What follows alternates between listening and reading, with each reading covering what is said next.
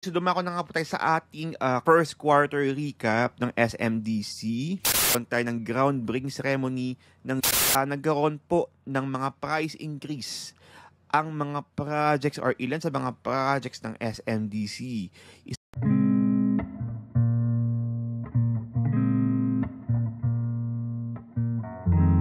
Okay, sa lahat po ng mga naka-Spotify, YouTube Music, YouTube channel, and Facebook page, kasalukuyan yung nakikita po mismo ang lagay ng Manila Bay dyan po mismo sa seaside sa Mall of Asia. Yan po ay kuha mismo ng inyong lingkod last March 20, 2024. So manatili po kayo nakatutok, Kabayan Ka Update sa mga susunod ko pang mga podcast para malaman niyo po mismo yung lagay po ng Manila Bay dyan po mismo sa seaside sa Mall of Asia. Ito pala Kabayan Ka Updates, kuha ko po ito mula po sa aming opisina.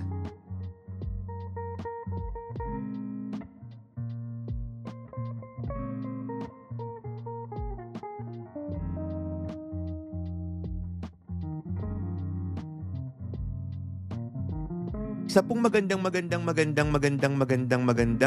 araw po sa lahat po ng mga Kabayan and Ka Updates. Sa Luzon, Visayas, Mindanao, buong Pilipinas, saan mang panig man kayo ng mundo, magandang umaga, tanghali, gabi. Ako po ang inyong virtual SMDC International Property Specialist, Justin Archada, at ito ang lagi niyo pong inaabangan tuwing linggo ng alas 11 ng gabi. Ito ang SMDC Podcast.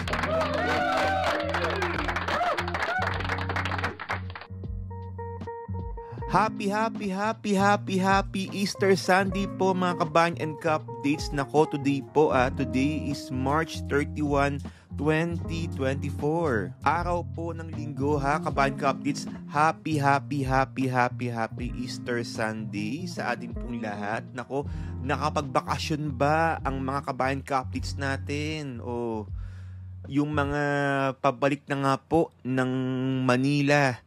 O nako, eto naman po tayo, trabaho na naman po tayo. Ano pa nga ba? Yung mga pabalik na po ng kani-kani ng mga tahanan. Ayan, may nakita akong post sa isang netizen ang sabi niya, okay lang, wag na kayong bumalik, masaya na kami dito. Kasi wala talagang ka-traffic ang buong Metro Manila. Napakaganda. Parang ito yung ito yung medyo vibe na nung pandemic. Oo, yung mga vibe ng pandemic na sobrang init, tapos parang ang boring, walang gaanong ganap. Para po sa lahat ng mga timbahay gaya ko, kasi ako talaga wala po akong ganap talaga nitong nakaraan.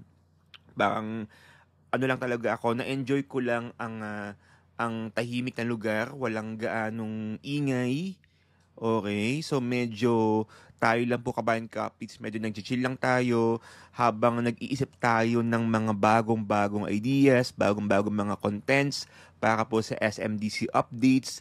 And syempre, may mga kliyente pa rin po, ayan, gaya po ni Miss Z.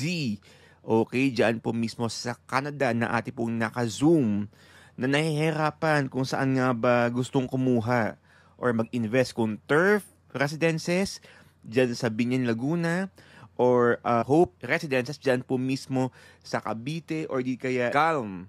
Nako, Mizia, mega super duper shout out po sa inyo. Oo, pangalawang beses na kami nag-Zoom niyan. Sabi niya, magninilay-nilay daw muna siya. Oo, so, nako, ewan ko na lang talaga Kabayan Ka Updates, no? Pero yung mga espesyal na unit na napili ko para sa kanya ay talagang iba. Pinagpilian na may kasamang panalangin talaga. No, kasi nga po ang plano nga po niya ay Papa Airbnb yung property. So, nakuha, Miss Z, alam mo na, hindi na po ako mag-follow up this Sunday, ha? Alam mo na. Nga pala kabayan ka-updates 'no, kayo po ay, nakikinig sa SMDC Podcast. Tayo po ay napapakinggan sa Spotify, YouTube Music, YouTube channel, and Facebook page, and siyempre sa ating Apple Podcast. So, i-follow nyo lang po iyan kabayan ka-updates, ang ating Facebook page SMDC Kabayan Investments, SMDC Kabayan Investments, no? So, yung isang Justin Archeda dash SMDC TV po natin, hindi na po ako gaano nakapag-update doon. Opo, hindi na po nakapag-update doon. Pero dito po ako mas active sa SMDC Kabayan Investments. Kung kayo po ay nakakapakinig sa ating Apple Podcast, please, please, please, please, please, pakinggan nyo po. Follow nyo po ako dyan po mismo sa Apple Podcast. Tayo lang po ang SMDC na may Apple Podcast. Oo. Pakasulit naman yung naibabayad ko every Diyos ko, may ano po sa mga hindi po nakakaalam, ang Apple Podcast po para may tinatawag na creators fee. Oo. So, baka naman paki-follow po ako sa Apple Podcast. And syempre sa ating YouTube channel, YouTube Music. Okay?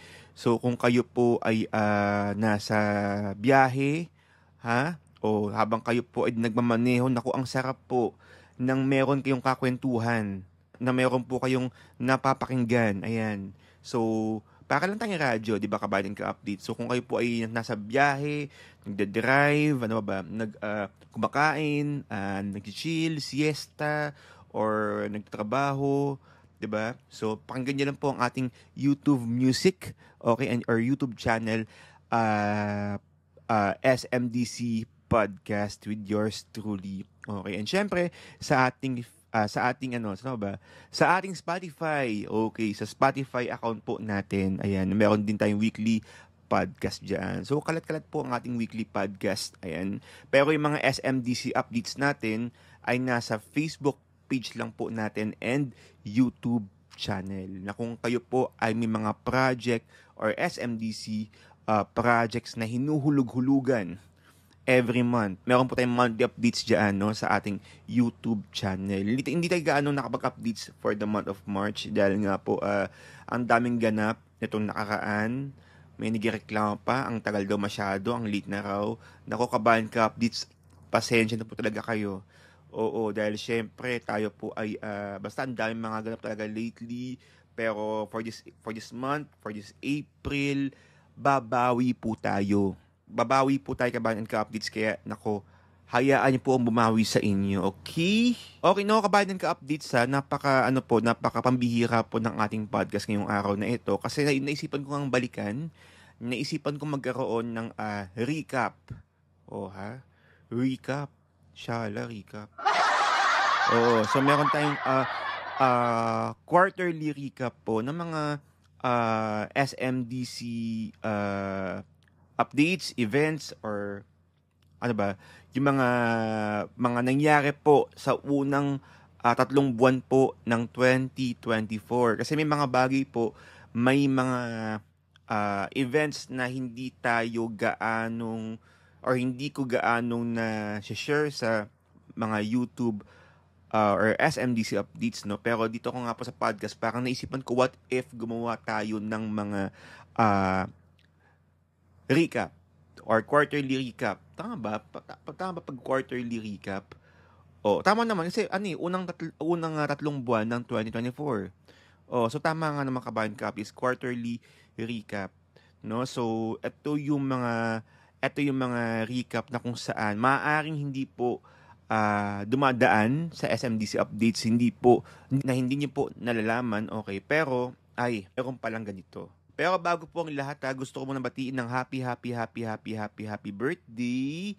Happy birthday kay Sir FTR Florentino Ramos Jr., ang aming Associate Sales Director, na si Sir Boss JR Boss. Happy birthday. Ayan ang aming napakabait, napakabuting Associate Sales Director. And syempre, sa aming pinaka-reyna po ng sales. Ayan, ang aming minamahal na Deputy Sales Head, Boss Antan. Happy birthday po. Kumbaga yan yung parang Ma'am Charo namin sa SMDC. Or ano ba, Ma'am Cory Bidanes. Hindi no, biglang narinig pala ni no, ni boss baka mamaya sabihin. Oo, pero ano pa yan si boss, medyo pa yan, sobrang mga nasa 32. Wow, 32 years old! Oo, so again nako, happy birthday po boss AFT, boss Antan, and nako, stay young and beautiful. Naway patuloy pa kayo i-bless ng Lord. Oo, lahat na ng aspeto ng inyong buhay, sana po ay i-bless po kayo. Same with Boss JR, of course, no, ang aming associate sales director. Ayan. Happy birthday po sa inyong dalawa. Ay, wait lang pala, kabayan kapit. So, wag na kayo magalit, no? Nangako kasi ako dito kay Oo, nakalimutan ko na naman. Buti may bigla ako naalala. Kundi, baka i-bash po ako nito. Teka lang naman, sandali lang naman. Oo. Ha. Kasi itong si Jason Guesos 1545, pinapahirapan ako.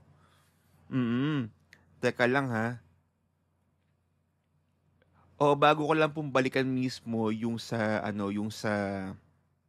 bago ko lang po idaan ang quarterly recap ng SMDC. Gusto ko lang bigyang daan po ito. Ayan. Mula po dito kay Jason Grueso. Okay? Kasi ako po ay nangako. Siyempre, pag tayo po ay nangangako, kailangan to pa rin. Oo. So, sabi niya po dito, Hi! Mas recommended niyo po ba ang Homefort Eye Hotel compared sa SMDC Good Stays? Ayan. Ang sagot ko nga dito, parang ang hirap ng tanong, pero abangan niyo po sa aking podcast this week. So, ito na nga po yun. Ayan. So, kay Jason Grueso 1545, nako, para po sa inyo ito. And syempre, sana po sa lahat din po ng mga nagtatanong, no? Totoo lang, nahihirapan talaga ako dito. Parang ayoko ang sagutin. Pero, siguro, kailangan nyo malaman yung mga bagay-bagay, no? Do medyo magpapakapabebe lang po ako ng konti. Hindi ko kasi, parang feeling ko isang maling sagot ko lang, baka masasante po. Okay,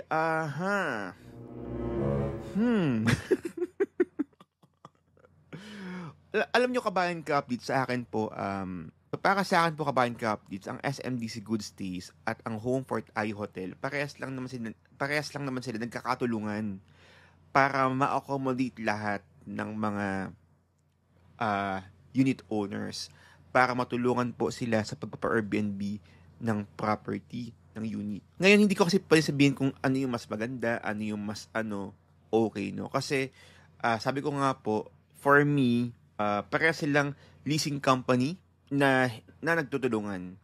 Kung hindi po nagkakamali, ito yung mga ilan sa pagkakaalam ko. Okay, ang pagkakaiba nga po ng SMDC Good Stays at ng Homefort Eye Hotel. Of course, unang SMDC Good Stays ay yan talaga ay nasa SMDC. So, lihitimong sa SMDC po siya. Si Homefort Eye Hotel is outside SMDC. Okay? So, isa po si Homefort Eye Hotel sa mga iba't ibang mga leasing company na kung saan tumutulong po sa ating mga unit owners na mai-market ang kanilang mga property. Okay? Pangalawa, ang pagkakaya pa nila, again, based lang po sa pagkakaalam ko, no, ang SMDC Good Stays, kumikita sila per booking po ng unit. For example, may nag-Airbnb or staycation ng unit mo, meron po kayong kita doon. Pero, kung walang nag-book sa unit mo, wala kang kita. Again kung di po ako nagkakamali, nagdi-DIY ka, for example, ng Airbnb, kung wala kang booking, technically, wala kang talagang kita. Pero kung may booking ka, may kita ka. Parang ganun si SMDC Good Stays. So, tumutulong sila sa clients ng mga nasa ibang bansa para ma-market yung unit nga po nila. Okay? So, again, ulitin ko, yun po yung pagkakaalam ko. Kay Homefort Eye Hotel naman, profit sharing po ang bigayan. So, ibig sabihin, kapag kayo po ay kung kayo po ay ikokontrata nyo yung property nyo with sa Homefort I Hotel. For example, ako meron akong unit sa Homefort I Hotel. Ikaw may unit ka, no? Tapos mas dinudumog yung unit ko kumpara sa'yo. So technically, yung unit ko ang mabenta, yung sa'yo wala. Okay? Pero may kita ka pa din. Bakit? Kasi nga po, profit sharing. Okay? So parang win-win situation, parang ganun siya. So lahat kayo may kita. Yun po yung maganda kay Homefort I Hotel. Si Homefort I Hotel naka-focus lang alam ko sa staycation, sa Airbnb. I don't think naka-focus siya sa long term din. Alam ko so far sa short term lang or mga staycation siya nakatutok. Ayan. And si SMDC Good Stays nakatutok sa short term or long term rental. Si SMDC Good Stays din ay naka-focus sa lahat ng mga projects ng SMDC. Of course, obviously, lahat ng mga basta may unit ka sa SMDC, pwede mo ipalista yung property mo. Si Homefort I Hotel naman, ang unang-unang nilang na-focus, ang alam ko is Mall of Asia, sumunod ay Makati, tapos alam ko yung bago is Mandaluyong, okay? So parang hindi sila gaanong parang as long as mag-okay sila sa isang lugar at maging successful yung kanilang pagmamanage po doon tsaka po sila nagja-jump sa ibang location. Again, yun po yung pagkakaalam ko so far. Okay, but then again, ako naniniwala ko na maganda po ang management nila kasi nga syempre hassle-free na nga po on your part, no? Kapag kayo po ay nasa ibang bansa, busy sa inyong trabaho or ibang bagay, maganda na merong kayong kaagapay, meron kayong nasasandalan na mga pinagkakatiwalaang leasing company like SMDC Good Stays and Homefort I Hotel. Oo. Tapos kapag kayo po ay lista, no, or kayo po ay nag-register sa kanila, of course, parang meron silang sinusunod na brand ng interior. So for example, etong si Homefort I Hotel, parang may dalawang si SMDC Good Stays, may dalawang klaseng furnish package, okay? Isa yung SM Homes, okay? Tapos yung isa yung R Home. Ayan. So yun yung package nila doon, no? So na-discuss ko na yun before sa vlogs ko, sa vlog ko or sa isang podcast ko. Ilalagay ko na nga lang po dito sa description box, no? Yung podcast ko na yun. Actually, feeling ko podcast yun. Na-discuss ko na nga po iyan. Oo.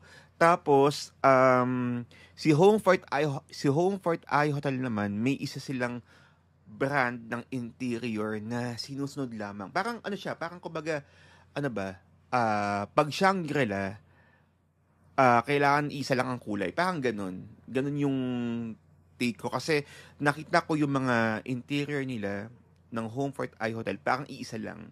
Kasi doon sila nakilala sa ganung brand. Or doon, yun yung gusto nilang hain mismo sa lahat ng mga guest na pag nakita mo na, alam mo yun, na pag nakita mo na ito yung itsura ng unit, ay Homefort ito. Parang ganun. Oo, may tawag doon sa ganung term ng yung tipong alam niyo kabayan kapis sa kahit nakapikit kayo sa mata. 'Di ba pag nakapikit kayo at pinapasok kayo sa SM Supermall, alam mo na nasa SM Supermall ka kahit nakapikit yung mata mo kasi nga iba yung perfume, iba yung bango, iba yung amoy.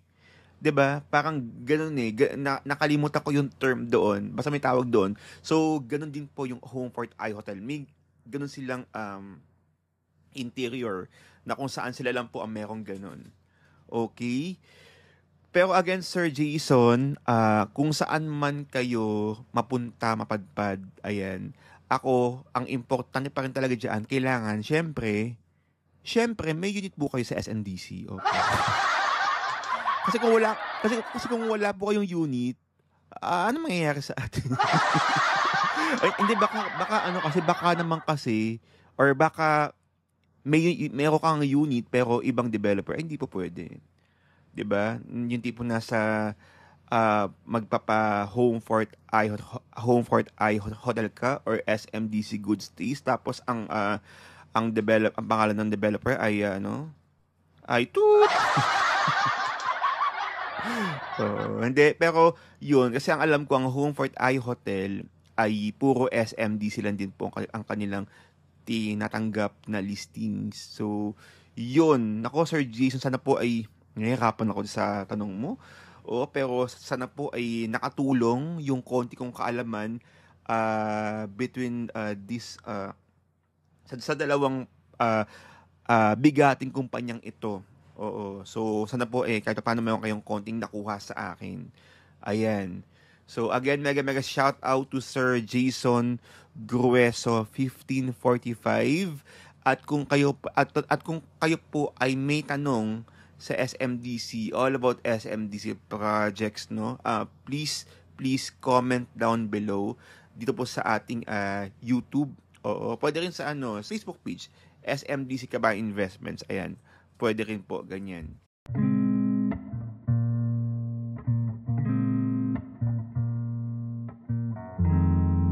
Okay, so dumako na nga po tayo sa ating first quarter recap ng SMDC. Okay, so nung January 2, 2024 Kabayan Ka Updates, pangalawang araw na nagsimula pa lang po ang taong 2024, may bagong project na nilaunch po si SMDC. At ito nga po ang Parkville, Bacolod City. So si Parkville po pala Kabayan Ka Updates is 54-hectare master planned residential subdivision that offers lots only properties in Bacolod City. Okay, so yan po si Parkville. Ang mga commercial areas and landmark na malapit kay Parkville o SM City Bacolod, University of St. Lasal, Bacolod Youth Government Center, Trinity Christian School, Negros Occidental High School, Ayala Malls Capital Central, Triumph of the Holy Cross Catholic Church at marami pa pong iba. So yan po ang ating Parkville. Kung may tanong po kayo about Parkville, please DM me on WhatsApp. Super duper shoutout para sa ating tiyahin na taga-Bata Subdivision. Ayan, Tita Sally Salvacion Archeda. Ayan, Torre Carrion. Opo. Mega super duper shoutout po sa inyo. Okay. Noong January 17, 2024 naman, nagkaroon tayo ng groundbreaking ceremony ng Jade Residences dyan po mismo sa Chino Rosas, Makati. Ayan. So, sa lahat po ng mga kumuha ng Jade ay na po ang resibo. Meron na nga po tayong groundbreaking ceremony. Nagsimula na nga po ang pag-construct mismo ng Jade Residences. Okay? So, again, sa lahat po ng mga unit owners or clients na kumuha ng Jade, congratulations po. At para po sa lahat po ng mga clients na hindi pa ako kumukuha ng Jade, nako, please DM me on WhatsApp para mapilian ko nga po kayo ng magandang unit dyan po mismo sa Jade Residences. Okay, so noong January 23 naman, 2024, nagkaroon po ng mga price increase ang mga projects or ilan sa mga projects ng SMDC. Isa nga po diyan ang nag-iisang high-rise building, ang Gold Treso. Okay, Gold Treso or Gold Residential Office Tower diyan po mismo sa Parañaque or Naiyawan, Parañaque. At ang ilan po sa mga mid-rise building natin, Field Residences, Grace Residences, Green 2 Residences, Cheer, Vine, Park, and Lane. Unang sultada pa lang po ng taong 2024, walo po ang project ng SMDC na nagkaroon po ng price increase effective on January 23. Kaya sa lahat po ng mga Kabayan Ka Updates, lalo na sa mga nag-reserve, Diyos ko, proteksyonan niyo po ang mga unit nyong ito. Oo, huwag niyo po i-cancel, sayang, kasi tumaas na po ang property ng inyong hinuhulog-hulugan. Wala pa kayong first monthly DB pero nag-increase na agad ang inyong property sa 8 projects na ito. Ang Gold Reso, Field, Grace, Green 2, Cheer, Vine, Park, and Lane. Okay, noong January 24 naman, tayo po ay nagkaroon ng topping off ceremony sa Light 2 residences. So, since ito pong Light 2 Kabayan Ka Updates, lagi ko nga po na-update dito mismo sa aking SMDC update sa YouTube channel ko, na-reach na nga po nila yung pinakataas ng level ng project. Kaya po, nagkaroon tayo ng topping off ceremony. So, nako, ilang ilang galaw, ilang buwan na lang at magta-turn over na nga po ang Tower 1 ha, kaya konting-konti na lang talaga. Nako, I am very sure ang dami sa ating mga Light 2 owners ang super duper excited po para po sa nalalapit na turnover. Abangan niyo po iyan. Kaya again, congrats po sa lahat po na mga kumuha sa Light 2 residences. Noong February 2, 2024 naman, nagkaroon po tayo ng launching or grand launch mismo ng Parkville Bacolod. At kasabay ka po niyan, yung launching po ng sales pavilion along Burgos Avenue. Ay, para mas makita po ng ibang mga clients natin yung magiging plano or yung scale model mismo, yung project mismo, mas makilala pa itong si Parkville Bacolod. Okay, noong February na naman, ako favorite ko po ito, nagkaroon tayo ng first turnover ceremony dyan po mismo sa Style Residences, no? Dito po sa SM City, Iloilo. Oo, kasi po turnover na nga po ang Building A. Ayan, sa lahat po ng mga Kabayan Ka Updates na kumuha po sa Style Residences. Nako, congratulations po sa lahat po ng mga clients na kumuha ng Style. So, galing ako dyan last time. Nung ako po ay umuwi from Taiwan, dumiretso po ako dyan dahil nga po meron po akong pinuntahan na funeral ng aking uncle and nakita ko nga po yung Style. Super ganda talaga, Kabayan Ka Updates. Oo. So kung may mga kung meron po kayong mga tanong about Style residences, nako, please DM me on WhatsApp po. Okay? Mag-DM na po kayo ha. Wag ko kayo mahihiya, mag-DM na po kayo. And February 20, 2024, grand launch naman po ng Turf residences dyan po mismo sa Lanson Place Grand Ballroom Mall of Asia. Ayan, nagkaroon nga po ng event dyan last February 20, 2024 sa Turf Residences Grand Launch. Ayan. Oo, wala ako. Okay. So, si Turf Residences po ay located po mismo sa Binyan, Laguna. Napaka-perfect po ito ng project na ito dahil ito po ay malapit mismo ha. Napakaganda, napakasyala. Malapit nga po tayo sa Brent and Brentville International School. Sa Brent International School. Pangungol. Dyan po sa Brent and Brentville International School. Nako, napakaganda po ng project na yan, Kabayan Ka Updates. Ayan po yung Turf Residences for as low as 13,000 pesos. Aba, meron ka ng property dyan po sa Turf Residences. Malapit din po tayo sa SM City Santa Rosa. Oo. Ayan. So, yan po yung grand launch na ginawa po or ginanap sa Lanson Place Grand Ballroom Mall of Asia last February 20, Turf Residences. Kung may mga tanong po kayo about Turf, again, allow me to help you. Oo, so isa po ito sa mga pinag-iisipan ni Miss Z. Ayan, yung naka-zoom ko kanina. Ito pong Turf Residences. And last February 15 pala ha, sobrang proud po ako dito. Mula pa sa SMDC. Global Best Employer Brands 2024 Award by the Statista and Philippine Daily Inquirer, of course, SM Development Corporation. Congratulations po, SMDC. Kayo po ay nagawaran ng Global Best Employer Brands 2024.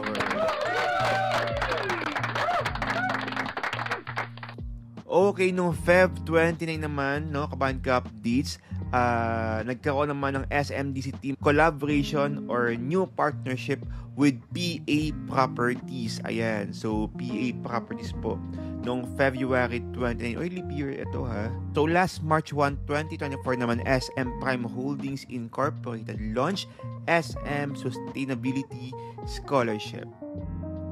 March 2 naman, kabayan ka-updates, na-launch po ang Good Home by Good Steez back-to-back with Red Residences Open House. Diyan po mismo sa 7th floor function room ng Red Residences. And syempre, nung March 17 naman, at tayo nga po ay nagkaroon ng showroom blessing dyan po mismo sa SMDC Sunny Homes. Ayan.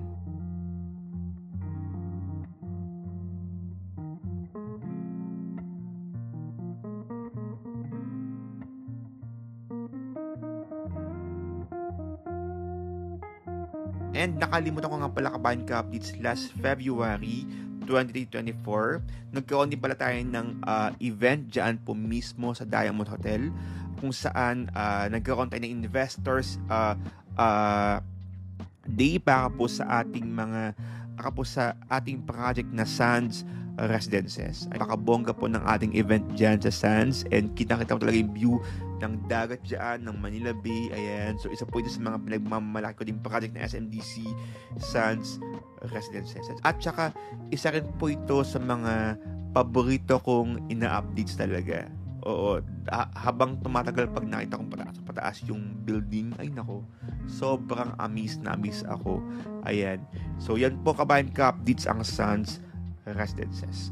So, yan po, kabayan ka-updates, ang lahat ng mga kaganapan sa nung first quarter ng 2024. Ang dami nating mga nalamang mga ganap, mga pangyayari, mga na-launch na project, mga bagong memos na talagang ikinagulat po ng ating mga kabayan ka-updates natin, no? Sa lahat po ng mga naka-increase ng kanilang mga property, nako, congratulations po. And sa lahat po ng mga projects or nakakuha ng mga projects na nasa topping off na, like or nag-topping off ceremony sa Light 2, tapos nag-groundbreaking sa Jade.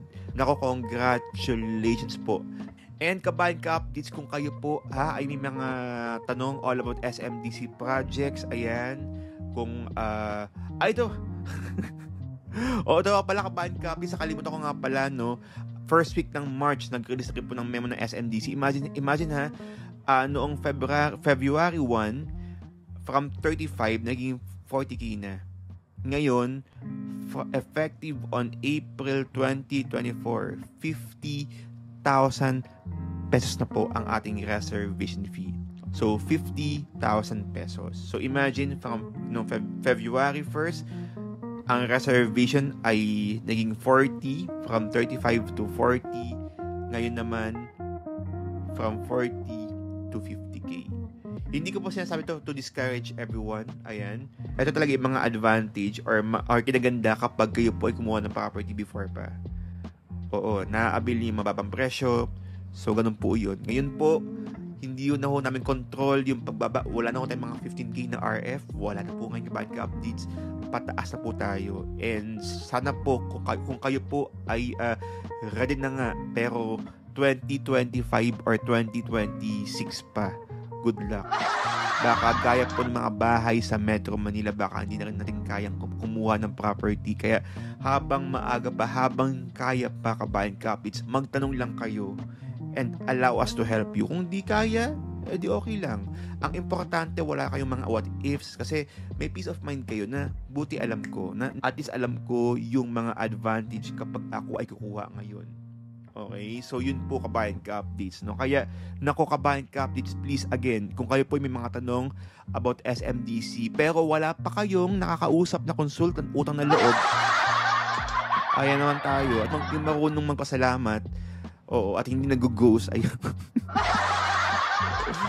Please DM me on WhatsApp. That's 6391528143555.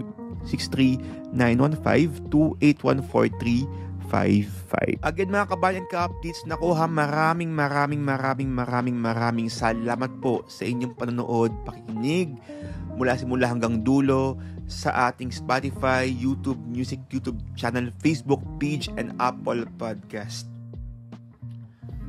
Huwag niyo po kalimutang i-like this video o huwag niyo po kalimutang i-like ang video na ito kung kayo po ay nasa YouTube. I-share niyo po itong video na ito and i-follow niyo po ako sa aking mga social or social media accounts or mga platforms sa Apple Podcast, Spotify, YouTube Music YouTube channel and Facebook page. Huwag niyo pong kalimutan. Okay? Again mga kabahan ka-updates, maraming salamat po ulit sa inyong panonood. Pakikinig mula simula hanggang dulo. Ako po ang inyong virtual SMDC International Property Specialist Justin Archeda na patuloy pong nagpapaalala po sa inyo. Kabayan ka-updates, sabay-sabay po tayong lumipad, umangat, at pangakap. Again, see you po on my next podcast. Dito lang po sa inaabangan nyo tuwing linggo po ng alas 11 ng gabi.